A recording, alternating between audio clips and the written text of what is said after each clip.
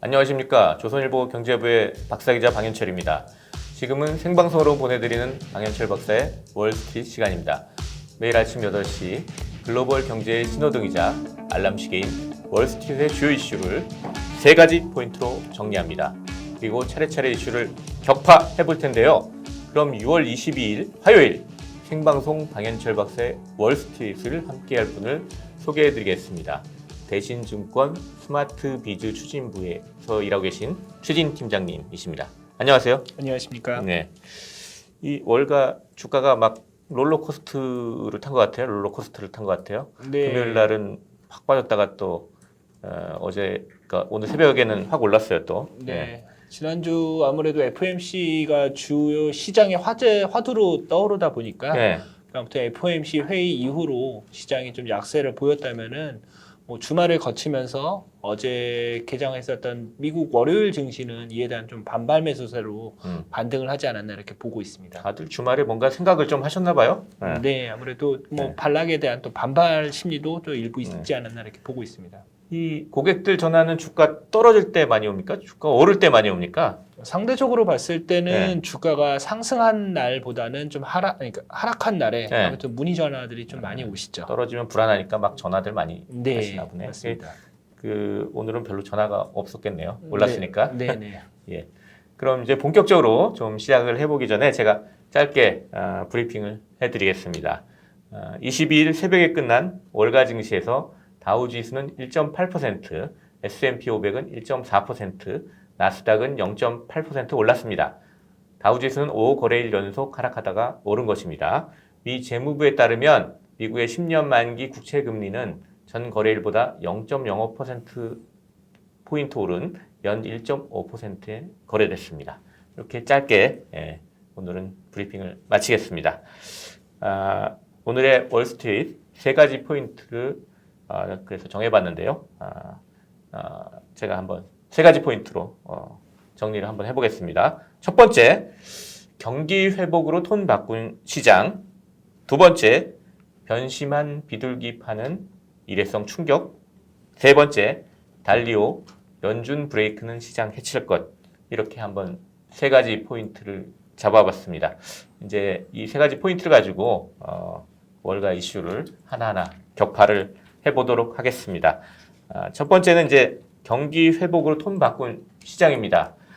연준은 그대로 있는데 시장의 톤이 바뀌었어요. 그러니까. 예. 네, 아무래도 지난주에 관련돼 가지고 뭐 앞서 말씀드렸다시피 이제 주말 사이에 아무래도 뭐 투자자들의 관심도 어느 정도 좀 지난주 흥분했던 시장이 좀 가라앉아졌고 시장에 대한 우려감도 좀 다소 안정된 부분이 없지 않아 있었다 이렇게 볼 수 있을 것 같고요. 오늘 새벽에 끝난 장 조금 뭐 몇 가지 좀 소개 좀 해주시겠어요? 그러면 어떤 일들이 있었는지? 네, 먼저 봤을 때는 뭐 지난주에 이어서 일단은 뭐 상대적으로 지난주 시장액을 먼저 요약을 해보자면은 FOMC 후반에 나타났었던 이유들을 보면은 시장의 방향성은 달러가 좀 강세를 보인다든지 가장 특징적인 부분은 그다음에 뭐 단기 금리가 좀 상승했었던 부분도 있었고 또 원자재 가격이 또 상대적으로 좀 조정을 보이는 떨어졌죠.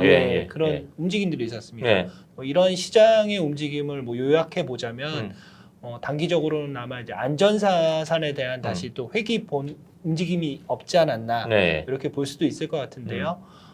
지난주 어제 이제 월요일 날에 미국 증시 같은 경우에 이런 거에 대한 좀 반발 매수세로 방향성이 상대적으로 다 바뀌었다. 완전히 다 바뀌죠. 그 방금 말씀하신 모든 게 다 바뀌어 버렸어요. 시장은 뭐 주가는 상승하고 뭐 금리는 상대적으로 좀 안정적이었고 원재재 가격이라든지 원재재 가격이 상승한 반면에 달러는 상대적으로 다시 약세를 보였다. 이렇게 볼 수 있을 것 같습니다. 이런 시장은 그 알리안츠의 그 수석 경제 고문인 무하마드 에리언이 뭐 한마디로 이렇게 정리를 했는데 성장은 강하다. 아직 시장은 인플레이션이 일시적이라고 믿고 있다. 시장은 또 연준이 상대적으로 느리게 테이퍼링, 그러니까 자산 매입 축소를 할 것으로 믿는다. 주가가 상승한 이유는 이것이다. 이렇게 딱 요약을 해서 얘기를 했습니다. 근데 이렇게 보면 완전히 그 지난주 말쯤에 있었던 시장에서 주로 얘기하는 사람들과는 완전히 톤이 다른 얘기입니다. 근데 이분은 원래 좀 시장 또 낙관적으로 보는 분이었잖아요. 그러니까 또 시장이 오르니까 이분이 또 주목을 딱 받고 있는 것 같아요. 네. 그런 이제 이런 시장에 더불어서 뭐 재밌는 이제 리포트가 사실 두 개가 나왔어요. 하나 이제 골드만삭스에서 나온 건데 이거는 개인 주식 투자가 늘고 있다. 미국에서. 그러니까 결국 주식 매수 수요가 많다는 뭐 이런 얘기 아니겠어요? 그러니까 내용을 보면 어떤 거냐면 데이비드 코스틴 골드만삭스 미국 주식 수석 스트래터지스트 이분이 리서치 노트에서 얘기한 건데 올해 이제 주식 순매수 규모 이제 미국 개인들 순매수 규모 전망을 기존에 3,500억 달러에서 4,000억 달러로 올렸는데 이거 왜 그러냐면 1분기에 이미 1,720억 달러를 개인들이 순매수했다고 합니다. 주식을. 그리고 뭐 현재 이제 미국 개인들이 자산의 한 40%까지 44%까지 주식을 집어넣고 있대요. 그러니까 기존에 가장 높았던 게 46%인데 거의 근접했고 또 내년에 49%로 늘어날 것이다. 이런 전망들을 내놨어요. 이런 개인들의 매수세가 있다는 건 사실 시장이 되게 긍정적인 얘기잖아요. 네, 아무래도 이제 개인 투자자들의 이제 시장에 대한 관심과 네. 이런 기대가 아무래도 시장에 반영될 수밖에 없다고 보고 네. 있고요. 뭐 앞서 말씀해 주셨다시피 뭐 2000년대 최고의 뭐 46%까지 네. 개인 투자자들의 이제 투자 증가가 네. 이어지고 있다는 거는 네. 아무래도 이제 시장에 대한 아직 유동성은 좀 풍부한 상황에서 개인 투자자들에 대한 투자 알파 플러스 알파 네. 수익을 얻기 위한 예. 뭐 시장의 기대는 여전히 좀 지속되고 있다 이렇게 볼 수 있을 네. 것 같습니다. 보고서에는 그렇게 뭐 써있지는 않지만 이 개인 투자자들은 또 주가 떨어지면 저가 매수를 또 많이 나가잖아. 기관들은 또 아무래도 자기들 룰이 있으니까 그런 걸 잘 안 하는데 개인들이 또 저가 매수로 하는 그런 것도 영향이 좀 있는 것 같아요. 시장이 상승하는데. 네네. 또 이 보고서에는 인플레 우려를 오히려 개인들은 채권이나 현금보다는 주식으로 가는 네. 쪽으로 생각한다. 뭐 이런 식으로 또 설명을 또 하고 있어요. 네. 이게 뭐 하나의 또 재밌는 리포트. 두 번째는 뭐냐면 또 그 성장이 계속될 것이다라는 전망이 계속 뭐 많이 나오고 있지만 그거를 또 특정 지어 가지고 성장이 계속되면 경기 회복이 되고 그러면 그 원자재 수요가 늘어날 것이다. 그래서 원유 가격, 국제 원유 가격이 내년에 100달러를 찍을 것이다. 뭐 이런 보고서를 또 뱅크 오브 아메리카에서 냈습니다. 예. 100달러면 예전에 2008년 그 위기 직전에 봤던 네. 그런 숫자 같은데 그렇게까지 찍을 것이다 이런 보고서도 나왔으니까. 예.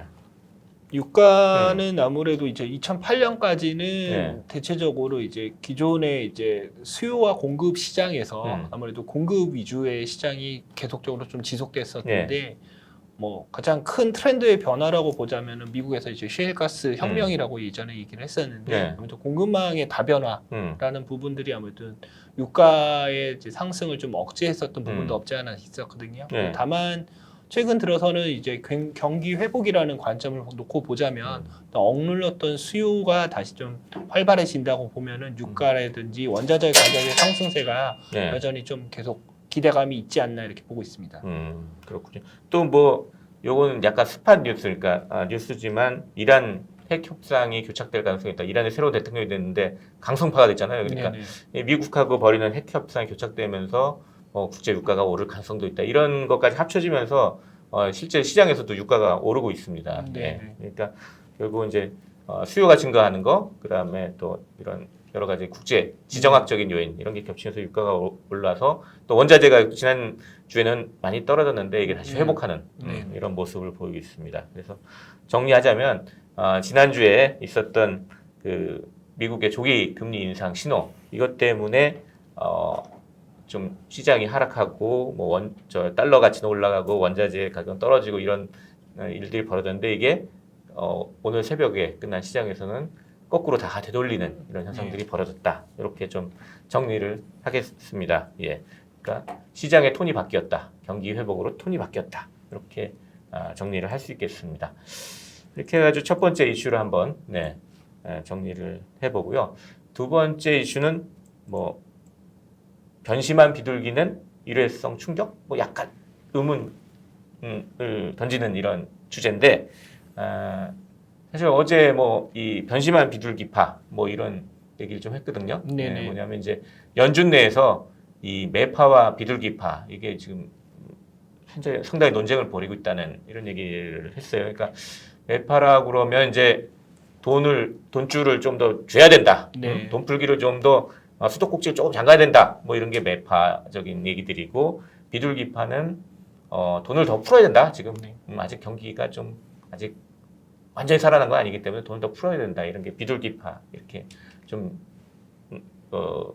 이 통화 정책을 보는 성향을 이제 가를 수가 있는데 사실 저 지난주에 한 분이 약간 시장에 충격을 준 거잖아요. 네네. 그 얘기를 좀 한번 해보죠. 그러니까, 네, 예. 아무래도 이제 지난주 후반에 있어서는 앞서 말씀드렸듯이 기존에 이제 비둘기파로 많이 알려졌던 세인트루이스 연준의 네. 그 제임스 블러드 총재가 있었는데 제가 알고 있기로는 이제 2008년부터 이제 네. 이분이 취임을 하면서 그 당시 이후에 이제 미국의 이제 QE 정책이라든지 네. 이런 쪽에 대해서 양적 완화 정책 당시에 양적 완화 정책에 되게 긍정적인 분이셨어요. 그래서 시장에서는 아무래도 이제 연준의 비둘기파로 많이 알려져 있었던 분인데 네.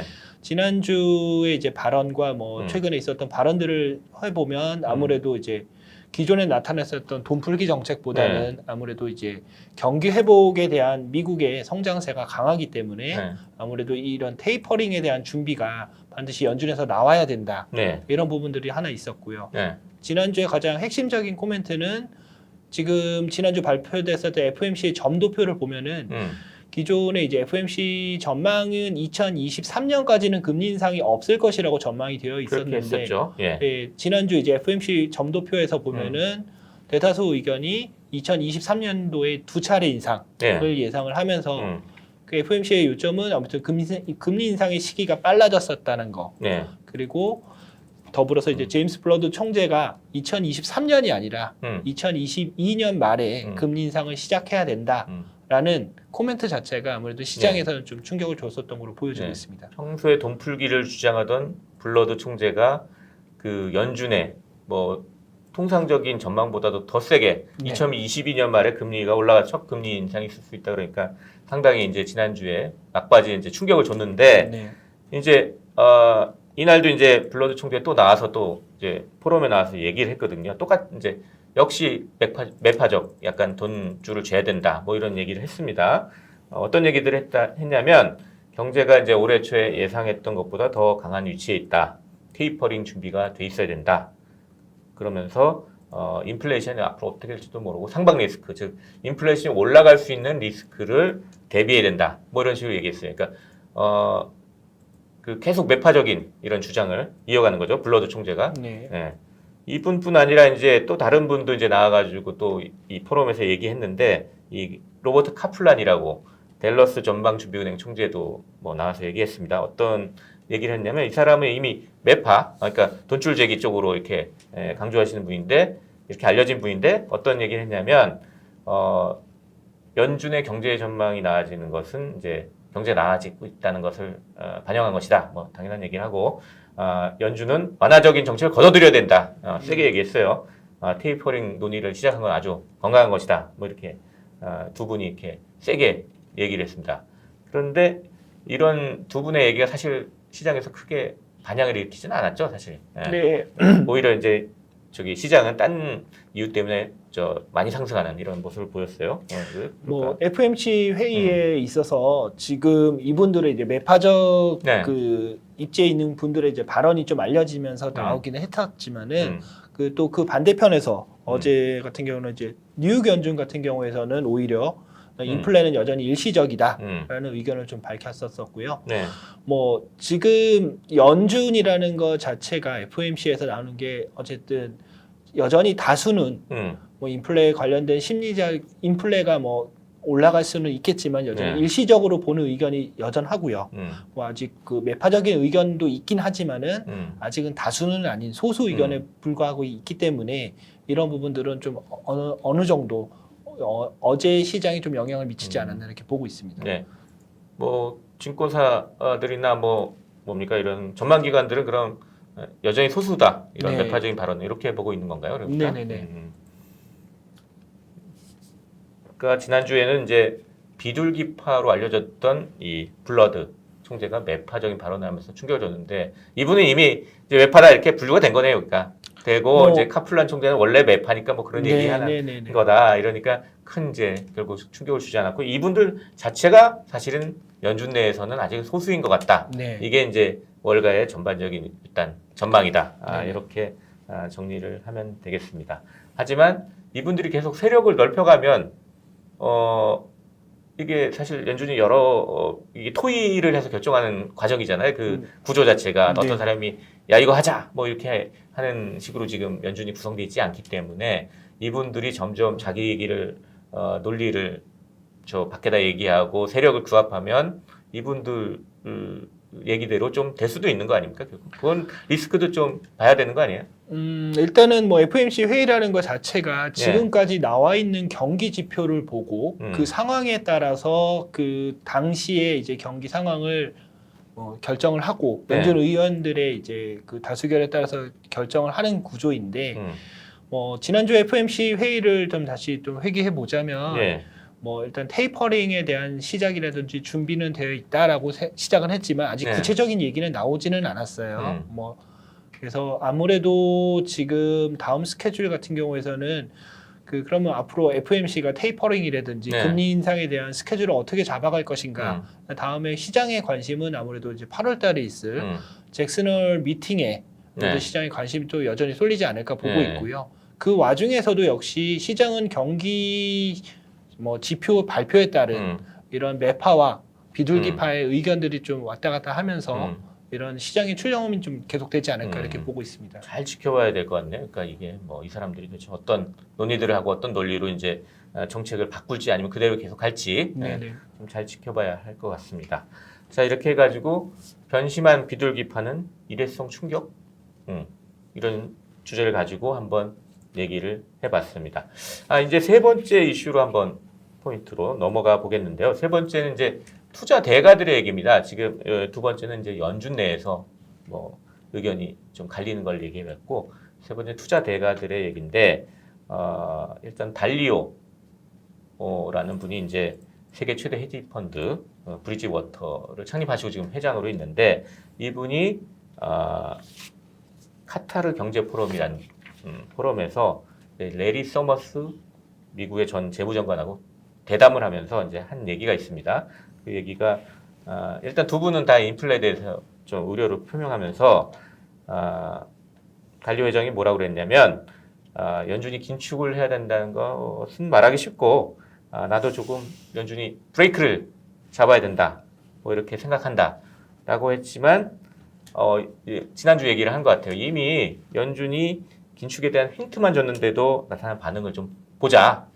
그렇기 때문에 시장이 되게 민감한 상태이기 때문에 아주 크고 또 부정적인 효과를 동반하지 않고서는 연준이 긴축을 할 수 없을 것이다.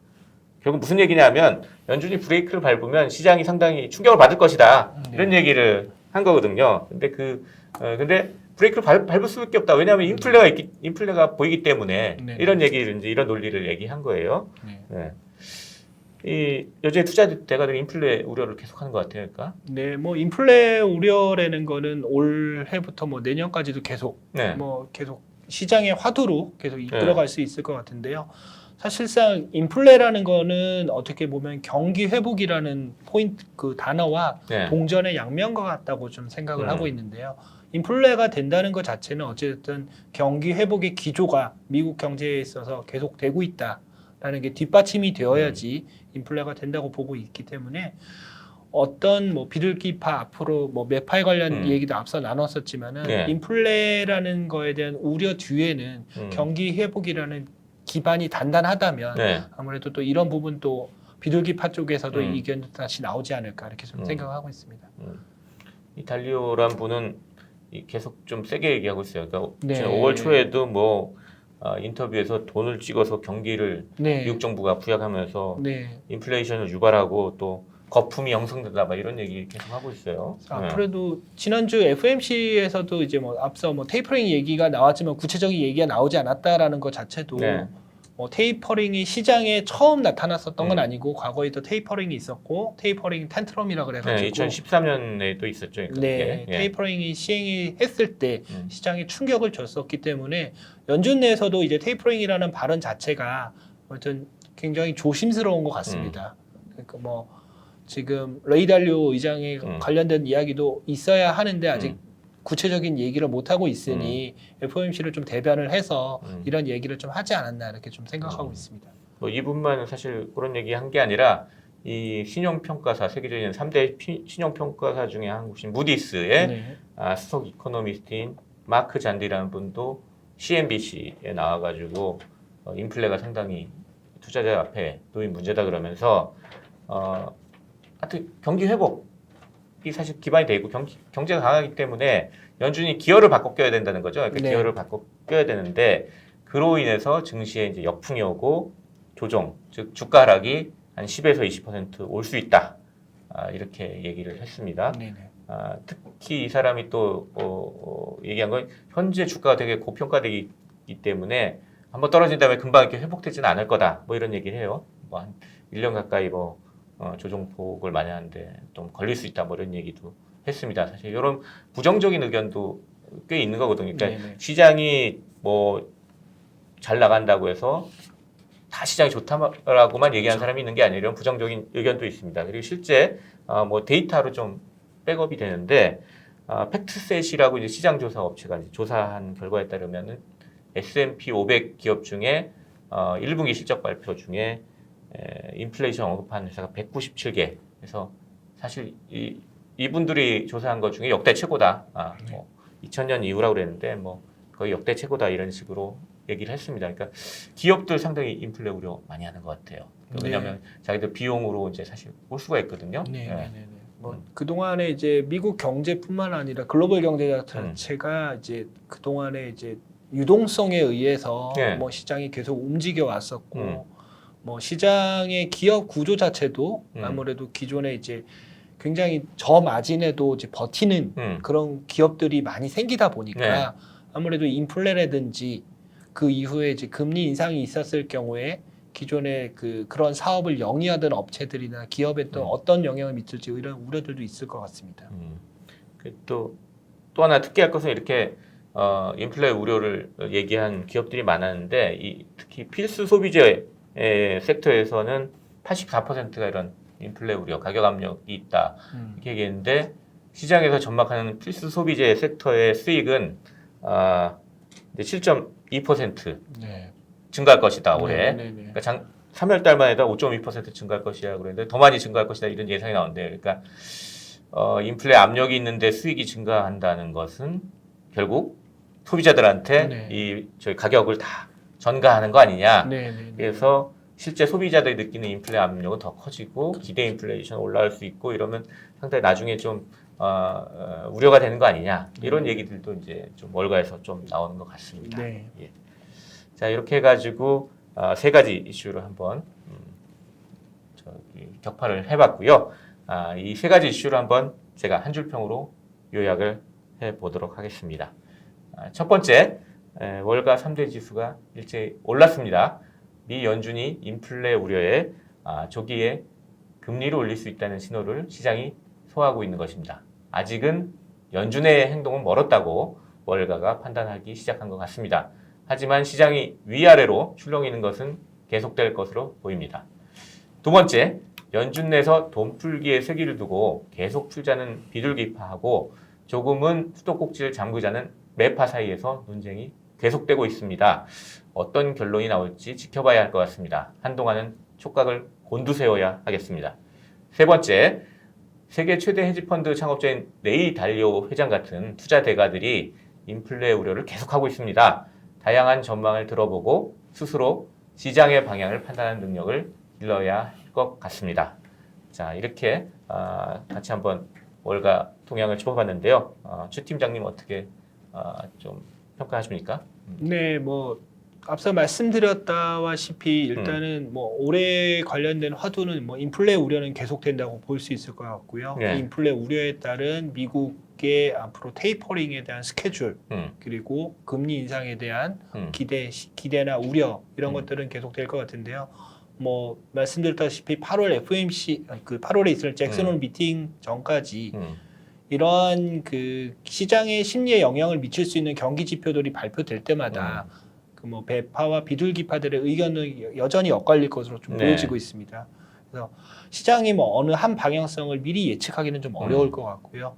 시장의 방향성에 좀 대응하는 시장으로 대응하는 투자 방법을 가져가시는 게 바람직할 것으로 보여지고 있습니다. 네, 상당히 좀 출렁임이 클 수 있다 앞으로 네. 예, 좀 대비를 해야 되겠습니다.